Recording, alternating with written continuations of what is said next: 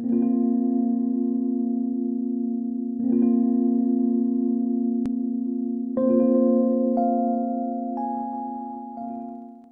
everyone, Nux Free here, and today, welcome to a new series that's going to be on this channel.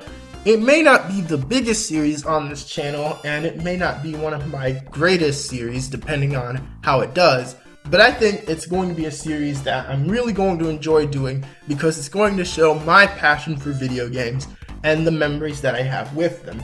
So this series is called Gaming Memory. Now, the idea behind Gaming Memory is that I explore my history with a video game, my personal history, and then talk about the memories and the fun that I had with that video game. So, we're going to start off today's episode nice and easy. It's just going to be something simple, and I hope you guys enjoy. So, yeah, let's get started. So, on today's episode of Gaming Memory, we're actually going to go all the way back to the first video game that I think, at least it's my first video game that I have the memory of. I don't know if I've ever played anything before that or what, but I'm pretty sure this was the first video game that I ever had in terms of an experience in that market. And this is just a game that I've become just so passionate about, and it led me into becoming very passionate about the series connected to it. This video game is Sonic the Hedgehog 2 for the Sega Genesis. Now, obviously, you all don't need an introduction to Sonic. You pretty much all know him very good and well. Now, I remember that I got my experience with this game from a Sega Genesis that was passed down through, old junkware and stuff like that. Because obviously, if you couldn't tell, I'm on the younger side, so it's not like I was born when the Genesis was a thriving thing. I had the Genesis passed down to me, and I was able to get access and play it. So playing Sonic 2 was one of the first major video game experiences I had. I had no idea, for the love of me, how the system worked at all. The thing was just kind of set up whenever I could play it. So I turned it on, and you see that Sega logo. It just kind of amazed me of how we have this blue hedgehog that runs fast. He was a very colorful looking character, so obviously he attracted my attention very easily. And then we just had this amazing title screen that I thought just looked amazing. Like the graphics at that time to me were just mind-blowing, just how amazing that title screen looked. And I'll admit, the classic Sonic games are some of the cleanest built Sonic games in the franchise. It was a pretty clean built game, especially with its art style, which was very unique to those games. So playing it for the first time was just a ball. I remember starting it up in Emerald Hill Zone, and I would play alone as Sonic, even though I had Tails following me, and I was like, what's this Fox thing? Can I control him too? I didn't even know what the heck was going on. And I literally, at first, I did actually pretty good for my first run. I knew the little arrow pad could control the character. I knew that you could jump with Sonic and all this stuff. And I'm trying to put it in simplistic terms because I'm trying to go into the mindset of my child self. Because obviously I know how to play video games nowadays with multiple different controllers, but I'm looking back at the time. If I'm correct, the Genesis actually had a 3-button little layout thing, so there was 3 different buttons. I think 2 of them was to jump, so that was weird. But yeah, basically it was such a simplistic control scheme. You basically jump and you run. I think that's pretty much all you could do. So I got through the first few levels pretty easily. I found myself getting stuck, but I quickly learned how the spin dash worked. And that's kind of important because, let me tell you, the spin dash is something that I loved using. It was just fun to use it to blaze through areas and get past areas. See, this is one reason I do not like Sonic 1. The fact that I found out that game did not have the spin dash when it was the first time I played that, which is another story for another day, but yeah, the spin dash should have been in Sonic 1 from the start. Really, man? The spin dash is so freaking helpful in certain areas, but minus that's the reason why I really started loving that game. And minus Emerald Hill, and the simplicity of that zone, the game itself just looked freaking amazing. Chemical Plant looked awesome in the background, in the city, and the weird blue goop. I was always trying to figure out what was the lore and the weird story behind the blue goop. I was like, what is this stuff? Like, what's so special about this blue and this pink goop?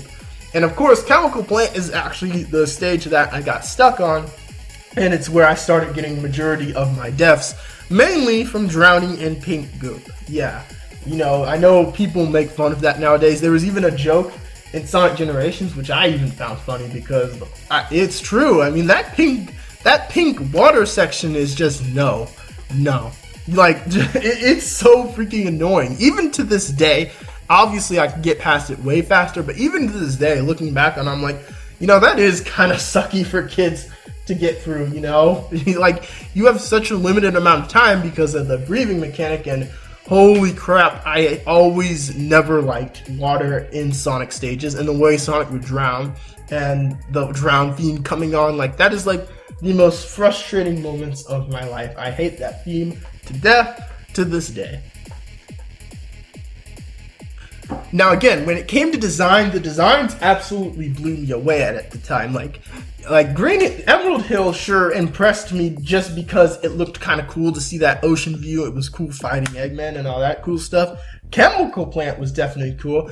Aquatic Zone is that zone I always kind of forget is there. Like, I find it cool and the music was catchy, but it's like that zone I always forget is even in there. That and like Hilltop. In Hilltop, I always get surprised about that zone. I'm like, oh, this was a zone? Like, I always forget it for some reason.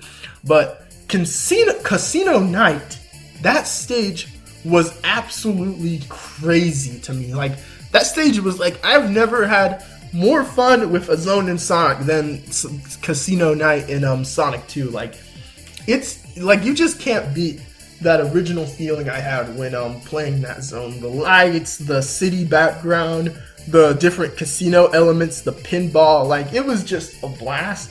Even though nowadays, going back to it, I find it one of the more annoying stages because of those pinball elements. It was kind of really amusing to me as a kid, and I could really get through. I somehow got through it, that zone quickly, which was, I find weird, because I was still like dying in Chemical Plant and Aquatic Hill Zone for God knows reasons, because I couldn't freaking figure out the bubble mechanic for the life of me. But Casino Night, nope, just zoomed past that, no problems. And you know, the boss was like the thing that was definitely killing me for the longest time. I hated the Casino Night freaking boss. It was so freaking pinball-like that I think it literally was a pinball kind of like boss, actually, now that I think about it. Freaking hated that boss so much. But I did get past, you know, the certain zones, and did eventually get to those areas and stuff like that and explore the other zones. Now, past Casino Night, I don't have as much nostalgia for those other zones. Like I said, Hilltop is one of those zones I completely forget. I know the Mystic Cave, if I'm correct, that's the name of it, is the one that I never really liked. Like, that zone really annoyed me, especially like the bottomless spike pits. You would just be on your merry way and, oh, bottomless spike pit, you know, you just gotta die. That's it. Like, I swear, some bottomless pit elements are just absolute garbage. I hate that so much. And then, what is the other zone? Okay, Oil Ocean. That's a good one. That's a zone where I love the music and the aesthetic of that zone.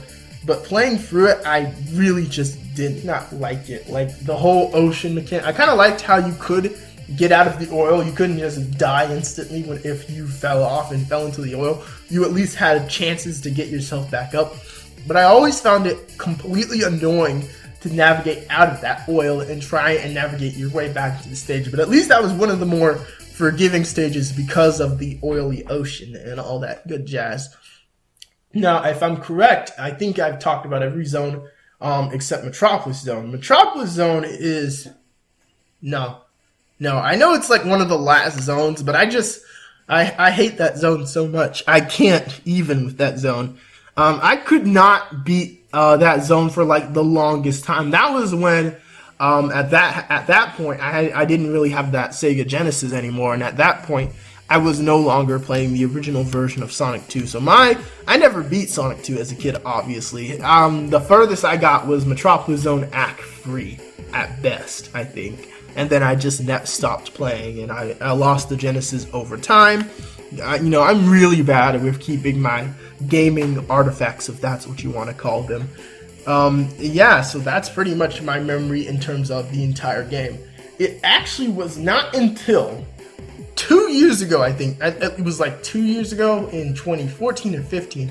I can't remember. It was not actually until just 2 years ago that I revisited Sonic 2 and fully 100%ed the game. Like, I collected all the emeralds, I got the good ending, I defeated Eggman. Like, it was not until 2 years ago I did that. And even then, I had the power of save states. I did not do that, like, legit, because I find the life system and the whole continue and the whole start from the beginning thing so annoying. Like, that's one thing I kind of like with modern day games, but at the same time, some people will say, well, that classic feel to those games toughens you up.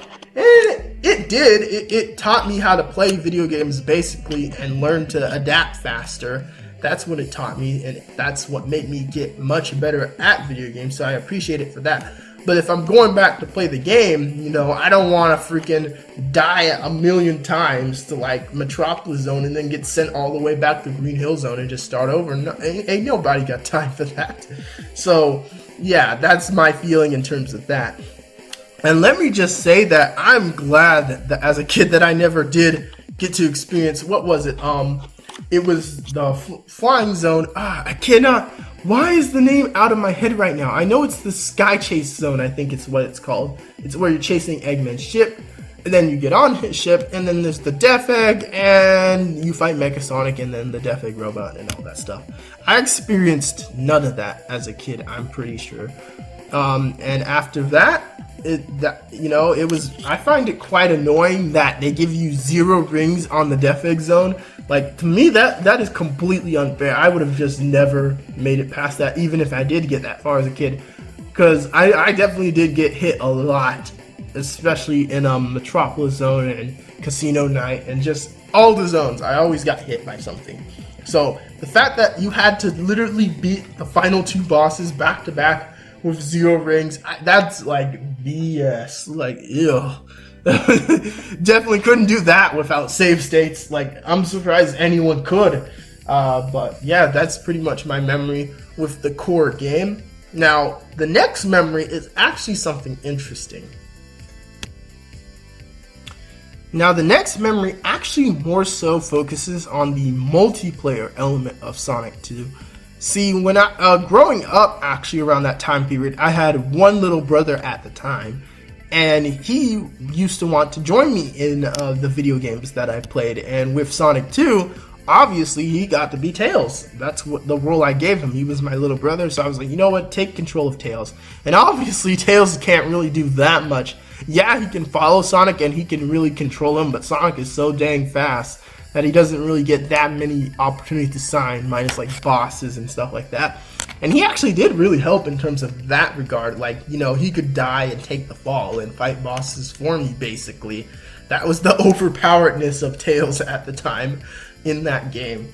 But, minus that, he really just couldn't really do much for me in terms of that game.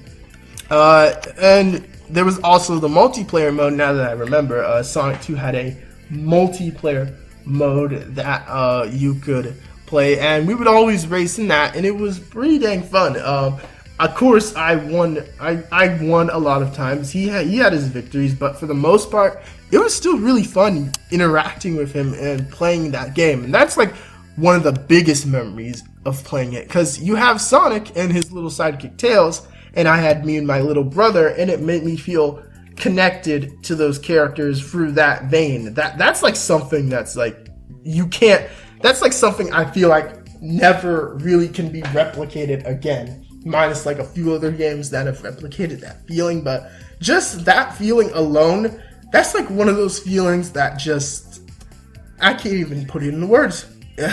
I can't come up with any wording for that. It's like, it's magical. To put it cheesily, that's what it is. And that's the reason why I hold Sonic 2 really near and dear to my heart. And it's one of my favorite Sonic games. I really haven't really decided if it's my all-time favorite Sonic game, because it's not like I go back and just have nostalgic memories of it all the time, but it definitely is really high up there just because of those nostalgic memories I have with it. Well, folks, that was my nostalgic recap on Sonic the Hedgehog 2, just going back and looking at some memories with that game and what it was like growing up with that game and just stuff like that. This video was pretty much pure nostalgia, so if you didn't want to hear me gush and get all happy over a game that is like almost like pretty much decades years old, then this video probably wouldn't be for you. But if you felt like these memories were kind of relatable and kind of cool and you want to see more videos like that, feel free to leave a like and tell me your memory with this game in the comments below. Also, because I feel like I want fans to have more interaction and connection to this series, you can recommend to me what possible game you would like me to do next. Now, there's a good chance that I probably haven't played the game that you've played before. That's the reason why. And so it would be hard to obviously do a video on a game that I haven't played, and playing it recently would kind of not really make it the gaming series memory series as magical as this episode might be. So you can recommend stuff, but for the most part I'll consider stuff, especially if I've played it. For the most part I'll be following the beat of my own drum with this series. Other than that, I really hope you enjoyed this first episode. Hope it was cool for you guys, and that's pretty much it. This is Nux Free out. Peace.